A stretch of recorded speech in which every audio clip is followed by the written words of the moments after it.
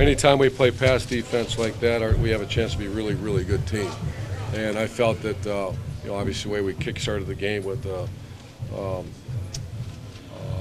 Durant Grant with the interception return, I mean, that's a good sign that we're playing much better pass defense. So a lot of positives. Most important positive that I can think of is the fact we've taken a weakness, which was pass defense, and I don't want to say it's a strength yet, but it's much improved. So I'll answer any questions for you. Ari on the right. Coach, Chair here. We've seen a good portion of the Big Ten now. Kenny looked good again today. Is there a chance that maybe you guys have the two best quarterbacks in the Big Ten? Oh, I don't.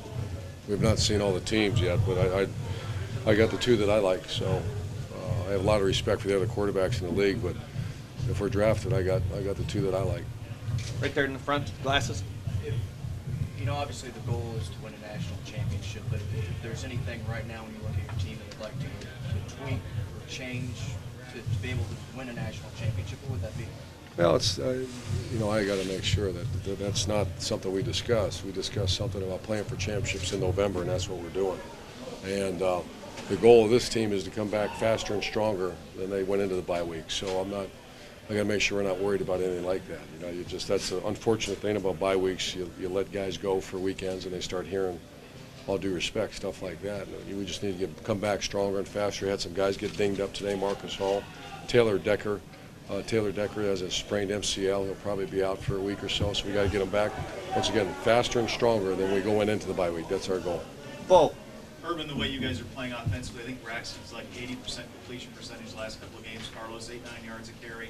Is it almost a situation, you got the bye week coming up, is it almost you wish it wasn't, so you kind of keep this thing going a little bit, or how will you manage that? Once again, we can't control all that. I think bye week, it's a great time for a bye week. You know why? Because that's when it is. So we're just taking a positive approach to it. And like I said, it'll be a very intense bye week because we got to make sure we're coming back faster and stronger than we went into the bye week, and that has to happen.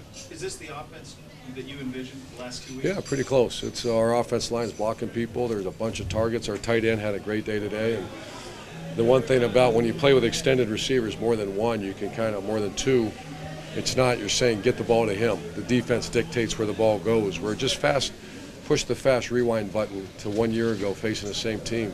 Who are you going to throw the ball to? I don't know. Now you got 5-6 targets that you actually want to see the ball in their hands, and they've earned that right. Far right over here, Tim, and then Austin. Yeah, Urban, Taylor Decker, you talked about him. Curtis Grant had to leave too. Looked like with an ankle sprain. Is that tough or? Yeah, I think he's been fine. He went back in the game. He also had Michael Bennett had a stinger. Yeah. So we got some guys dinged up, and once again the goal is faster and stronger than when we went into it. So it has to happen. I'd like to follow. Obviously we talked to Braxton, whatever. Y'all saw that possibility for Harriman all week. What was it like to kind of see it come to fruition, wide open? Well, like I said, it wasn't dictated to him. A lot of those, if you really watch the play, it's just the defense is dictating the ball where it's going. So Harriman's an excellent player, and you wish he had more touchdowns, more catches, but once again, sometimes the defense dictates where the ball is going. Austin? Urban, when you get into games like the last 2 weeks and then in the second half when you should control it, are you playing against yourself and your own high standard when the outcome is kind of put to rest? How do you measure that, keep guys going? Well, I think if you notice, the twos go in there and they play really, you can't tell the twos not to go. And the one thing is there's going to be a time where you're going to see 4 offensive linemen walk out that door.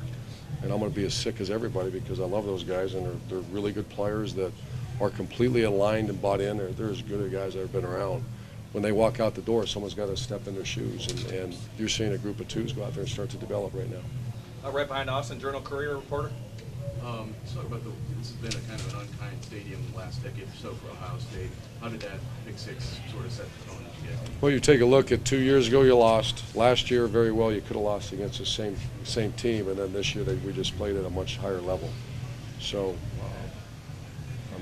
I know the history. We actually had great discussion about it, and Jack Mewhort kind of brought it up too. So these players, we're dealing with very smart players in this program, so they understood it and they came out and took care of business. Left, Bill. It's been almost a generation since he tied in for Ohio State in the game. Ricky Dudley in '96. Any thoughts on that? Is it because lots of times, Sanzenbacher come out of the slot and they'd use him over the middle and stuff like that? Well, it depends who your tight ends are. And we happen to have, I think, early in the season, Jeff wasn't playing like he's playing now. And the guy behind him is a pretty good player too, Nick Finette. So he's earned that right. He's playing a much higher level than he did into the first 5 games, and he's a very important part of the passing game. Bill. It's no secret that Purdue has struggled. I know you talked about the history so much about against Purdue, but you're dealing with 18 to 22-year-olds. Are you ever concerned that you might just have that hiccup because they know this will take? Of course we're concerned.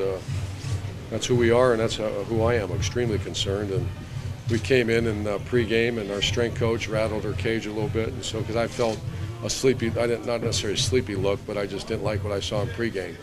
So we brought him in here and kind of rattled it up a little bit and made sure he woke up. How do you do that? What do you do? It's in-house. It's just pretty, what's the proper word? Not emotional, but Fiery.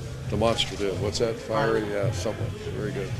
Last 2 questions. We'll go Clay and then Doug Lesmerises. Clay? So are you seeing your team tighten the focus, knowing what's at stake? Braxton talked about it was harped on all week what had happened here. You see them taking the message and running with it? I don't see it, Clay. A great question, because it's hard for me to pick out one. I try to do that, pick out 1 or 2 guys if I don't think they're getting it. And last night was a very powerful message. And one thing you try to look in every player's eyes. You hold your coaches accountable for each unit. And I don't feel one guy's not getting a message, and that's kind of neat to have in a football team. And final question, Doug. Urban, what does it do to your offense when your offensive coordinator's wife has a baby in the middle of the week? Well, I had to dock him a day's pay. He actually came in for 7 minutes, and I really was going to put a form letter on his desk about being docked, but I thought it'd be best interest not to do that. But Maverick is a future Buckeye, and he's welcome, a great part of our family now. Thanks, guys. Thank you.